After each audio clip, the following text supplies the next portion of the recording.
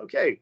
Good afternoon. You're attending a session of the Baltimore City Board of Ethics for Wednesday, January 11th, 2023. The time is 2:44 p.m. We are meeting virtually via Microsoft Teams. Per the Open Meetings Act, the board discloses that it adjourned its open meeting on December 14th, 2022 to enter into an administrative session at approximately 2:24 p.m. 3 board members were present. Members discussed administrative matters, including complaints. Likewise, the board may need to close some or all of this meeting to preserve the confidentiality mandated by the Ethics Code or as otherwise authorized by the State Open Meetings Act. Likewise, upon adjournment of the open session today, the board may reconvene for an administrative session to discuss non-public administrative functions of the board. Good afternoon, everyone. Good afternoon. All right, we'll go right to reviewing schedules. Does anybody have any time conflicts on the back end of the meeting today? Wise of you to ask, but I don't, for one. Okay, so we'll try to power through regardless. The written minutes of December 14th, 2022. Ms. Romo, you previously submitted those, and I don't have any corrections there too. Anybody have any edits? I mentioned that it was the total number of help desks were December. They were actually November because you do a month beforehand. So it should say November help desks. Just that's the only correction. All right, thanks. All right, let me get a motion to approve the minutes of December 14th public hearing. So moved. Second. Second. All right, all in favor of the written minutes approval for December 14th public meeting, signify by saying aye. Aye. Okay. All right, they're approved. We'll move on to our officers' updates. We'll start with Chris. Yeah, I think most of my contribution to this meeting is probably going to be suited more for the public agenda, for the administrative agenda, not the public agenda. Sure. So I would have Maura go into the ethics officer's report. Okay, Maura. All right, so I'll go through the metrics for this month. Let's see here. So the ethics training, since the last meeting, 23 people completed the training online. That brings the total for this fiscal year to 197 people who completed the training. Help desk, we received 48 help desk requests last month. 20 of them were ethics inquiries. The majority, we received 8 having to do with financial disclosures, 5 gift solicitation waivers, 5 from lobbyists, and the remaining were administrative. There was 1 about the ethics training, and a few were outside of our jurisdiction. Our total this fiscal year is 339 help desk requests. We received 1 new complaint. So our total open complaints are 6. So we will discuss those during our administrative session. For advisory opinions, we have a few pending, so we can discuss those also during the administrative session. And gift solicitation reports, we have 2 applications, which the board will discuss today, and 1 waiver. The agency is requesting an additional fiscal sponsor, so we'll discuss that also. And we have 5 waivers expired at the end of the year. Our total active waivers are 15, and we have 12 expired waivers from this fiscal year. For financial disclosures, the deadline for agencies to provide their list of required filers was January 3rd. We've received all of those lists, excluding 2 from 2 commissions. So we're just waiting for those last 2 lists. And then from here, I'll provide all of the required filers in a giant spreadsheet to Human Resources, and they will go through it and make sure no one was missed. And then the Department of Finance will post a list of all entities that did business with the city last year, and employees and board members will use that list to help them with their financial disclosures. And then finally, for lobbying, the annual reports are due by the end of the month, January 31st. Lobbyists have been registering their annual registration statements. So next month, I'll have a report on annual registrations and on the lobbying reports. And those are all the metrics for this month. Great. Hey, Maura, it's Donna. Yes. The 2 commissions that have not submitted their list, are they delinquent, or are they saying they just did a little more time? So one commission has just, I have received no response from them whatsoever. I sent a follow-up email and I'll try calling them tomorrow. My goal is to get this wrapped up by the end of the week. I always tend to have issue communicating with this commission. What we could do is include they're like housed within an agency. We could include the director of the agency on the next email. So that was my my plan. So that's the one commission. Yep. And the other one, every time I email them, it bounces back if I email anyone from the commission, because they all have the same email domain. So I have to work with the IT department to see what's going on. And I've tried calling, but something's going on with their email. Okay. Yeah, Interesting. so Yeah. the first one is what I was getting at, the former. And I would suggest you also include Chris on that. Yes. Yep, I So, included Chris on the last one, and I'll continue to do so. Yep, thank you. And then just to reiterate quickly, when we have an issue that comes in and it is determined not to be our jurisdiction, how do we get visibility to it? How do we, meeting the board, or do we? So if we get like a question via email, typically, it could be anything like my water bill or parking tickets. Sometimes we'll get emails where the individual will copy a ton of agencies. And our typical response is, this doesn't fall within the ethics board's jurisdiction. You may want to check out, the Department of Public Works or Okay, that's fine. I was talking about complaints. If we got a complaint that it was determined. Okay. And then for complaints, if they're without our jurisdiction, if it's clearly out of our jurisdiction, again, like parking tickets, we typically say that it's not within our jurisdiction, and then the board will get a copy of it in the agenda. I don't think that's the case this month, but that's what we've done in the past. That's good. I just want to reiterate that.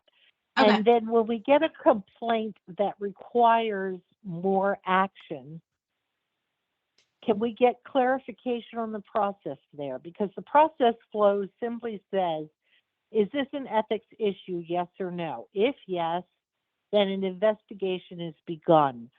I want clarification on, okay, somebody got it. It looks like it's our jurisdiction. It looks like it needs action.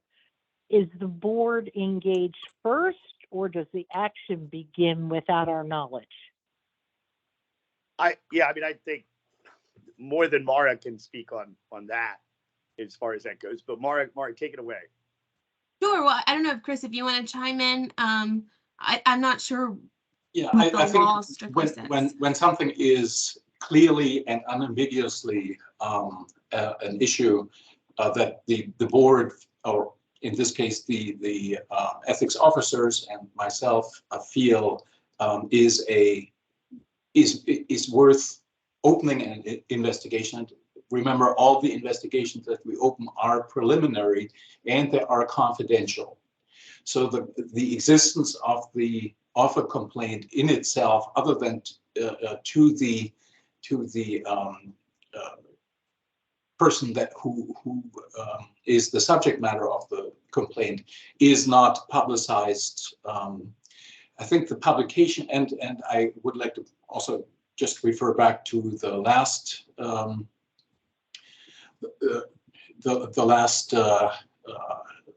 meeting that we had, that where broader issues are implicated, we would present the issue to the board to determine what further steps to take. May I just also? So we're saying the board would be briefed prior to investigative action. May I jump in really quick? I think generally maybe this is something that it's really difficult to discuss out of context, and this might be easier to discuss in the administrative session, just so that we have more specifics to discuss. But this is, well, I do not believe this is administrative session. This is relative to our process. No, I'm with you, Donna. I'm with you, Donna. I hear what you're saying. Okay, I'll give a hypothetical. if I file a complaint saying John Doe is stealing money, okay, and the boss isn't doing anything about it.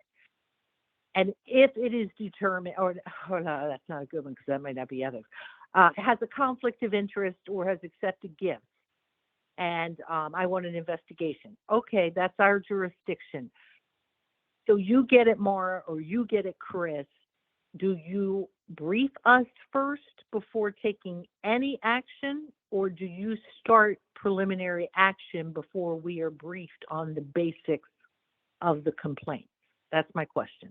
We would follow the ethics laws outline of the process, and we would initiate the initial investigation, the preliminary investigation, just under to find the facts, and then bring it to the board's attention at the next board meeting. Okay, so you would take investigative action without our knowledge of the complaint. Okay.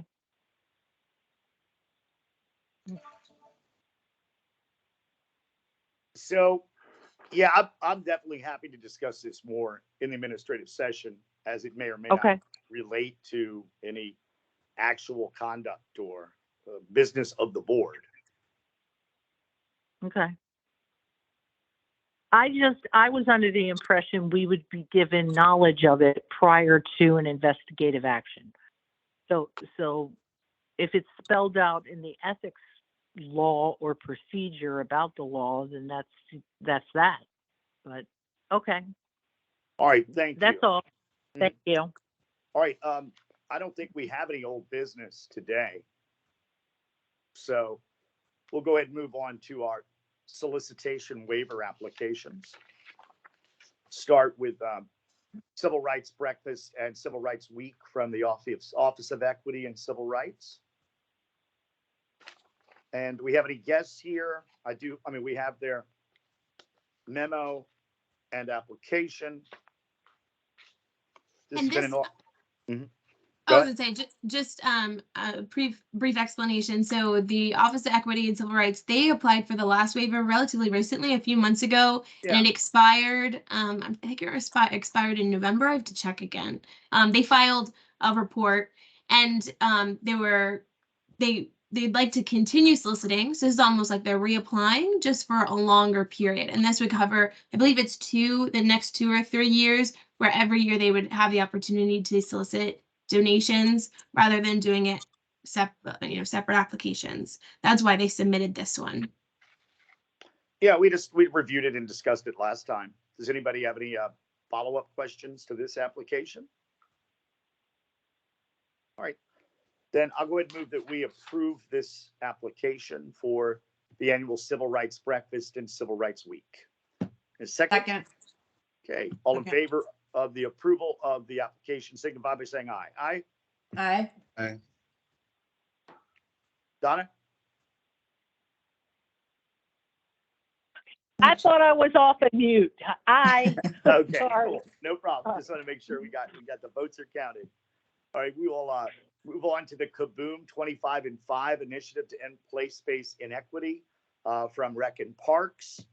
This is filed this is going from 22 to September 27. I had a phone call with the Department of Recreation and Parks a while back, but it is my understanding that they have a formal partnership with Kaboom. It's this initiative, and the reason that they want to solicit donations, but I know the partnership has a timeline as well, so it would be kind of like in conjunction with this partnership. That's the information I received. Everything's going to the Civic Fund. Mm-hmm. Anybody have any questions? I thought it was really robustly completed. I don't have any questions. And I would just also remark, what a cool program. Right on. Yeah, now good. Playgrounds are hard to find. So, yep. So I'm going to go ahead and move to approve the solicitation waiver. Can I get a second? Second. Okay, all in favor of the approval of the waiver for Kaboom, signify by saying aye. Aye. Aye. Aye. Aye. Aye. All right. And it's 3:00. We'll move on to the last item. The LEE Public Policy Fellow for Council Member Zeke Cohen's office. It's a fiscal sponsor request. So I can explain this. It's not included in the agenda. Basically, Right. Councilmember Cohen's office has a waiver to solicit donations for a public policy fellow. They filed an interim report, and the fiscal sponsor that signed the report was the Maryland Philanthropy Network, but the application had indicated that the Civic Fund would be the fiscal sponsor. So I called them, and their office explained that it was likely an error on the application. The Maryland Philanthropy Network is a no, my clock's going off, is the fiscal sponsor for all of their waivers, excluding just this one. So they were wondering if they'd like to request that the Maryland Philanthropy Network could also serve as the fiscal sponsor for the Lee Public Policy Fellow waiver. And I'm not as familiar with the Maryland Philanthropy Yeah, I can ask them to. as I am with obviously Civic Fund. So what do you know about that? Sure. So this is the Yeah, organization that does all of their Healing City, Baltimore. We've seen a ton of waivers Sure. through this fiscal sponsor. And the board has had questions before about this fiscal sponsor. So they do mostly Healing City, Baltimore. They've done a few other ones, and they're kind of. It seems like they're running all things donation wise for Cohen's office. So basically, a donation came through for the Lee Fellow, but through the Maryland Philanthropy Network. So that's why they were using them. They don't have any intention of using the Civic Fund, that I understand. So if the board would like me to get more information, I can provide it to you all, and we can vote on I it mean, at a later if the time. other members want to, but you have refreshed my recollection of them now. So, yeah. All right. Anybody have any questions? Well, I just want to make sure that they're keeping the funds segregated appropriately with controls. Yes, Because that's there was one or two that came through where they said they had the accounts all in one or mingled, but they would keep the records separate, and I was not comfortable with that. But I don't how- remember who that was. Yeah, and that's probably their office. How it works is whenever they send the report, they send a spreadsheet, and it seems like, they do have, I don't know if it's commingled per se, but at least on the spreadsheet, it has the donation, the donor, and the kind of like the memo or the designation of the donation. So, and what is complicated is the Lee Fellow works for Healing City, Baltimore. So technically, they were saying that the Lee Fellow, like anything for Healing City, Baltimore includes staff, which would be this Lee Fellow. It is a bit confusing. In the meantime, I could try and get some more information for you all, or at least ask them to attend the next meeting. Maybe they could explain it a bit better. Yeah, that sounds good to I me. would like that. Yeah, Yeah, and I would like that. I'm sorry, Donna. I was just curious as to whether there's a time, are we under a time crunch for them? In other words, this wouldn't disadvantage them if we asked them to come to the next meeting. Do we know that? I don't think there's any way. They already accepted a donation. They filed their interim report, and that's when I was like, wait a second, this isn't the right fiscal sponsor. So unless the board, would want them to return the donation or anything along those lines, that would be separate. So I don't think there is a timeline. It's what's done is done, and now it's just the board considering this new fiscal sponsor. So I don't think, if they come to the next meeting, I can't imagine that's gonna to hurt them in any way. They're not waiting for anything on the board's end necessary. I'm totally fine with having them come as well. Okay. All right. So then we'll defer that one until our next meeting. Any objection there, Well, too? I don't think there's anything to defer. It was Mara caught an error on the form or a change Right. that wasn't there before. They've already done it. Unless we rescind their approval, they're just rolling along. I understand, but don't we need to approve it today? I mean, it's on our new business. They typically, think- when I was gonna say, typically when a waiver wants a new fiscal sponsor, in the past, we've said that that's such a significant change that the board typically approves. It's almost like an amendment to their waiver. Sure. So this, in a sense, would be, amending their waiver application, allowing a new fiscal sponsor. So nothing is changing regarding solicitations or donations. It's just the person responsible for accounting. But because even I'm a bit confused with the situation, I could just have them come to the next meeting and the board could at least share how you all feel about the change. I don't know if it would require formal approval. Okay. Yeah, I mean, I just All want right, the well, information. let's leave We it want to make open, sure they're yeah. not segregating, that they are segregating these, the fund. So that's all. Okay. Mhm. All right, I don't see any more business today in our public session. Is there anything left in the public So session? just go back, and again, you can cut me off if you want, but Okay, no, are we the going more to I think adjourn? about it, the more I think about what Chris said, the more I think we might need more clarification on that. And I'd like to request Chris send us where it specifies how complaints are handled, what he referenced earlier. Yeah, Absolutely. I can do that. I have just been looking at it. It does not predicate the begin of an investigation on the board's approval unless, or on board information, unless the board on its own initiative, on its own motion, may issue a written complaint alleging a violation of this article. The preliminary investigation under section 5-3 under A says, in general, the executive director must promptly investigate the complaint, and B, report to board. The executive director must report his or her findings to the ethics board within a reasonable time. So the interim phase is not the potential interim phase of a complaint coming in, and the issuing of a complaint number is not specifically allocated to the board in this. So my reading of the law, which is a bare bones outline of steps, would be that I not only can and should, but must promptly investigate and then report back to the board.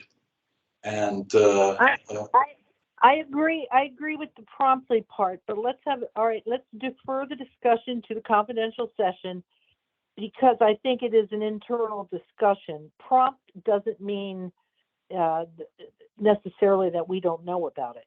I mean, you can call us in a meeting within 24 hours notice. So let's have the discussion and determine how we want to handle it then. I agree. Any objection to moving into administrative session? No objection. All right, we'll adjourn the public session at 3:07. Thank you.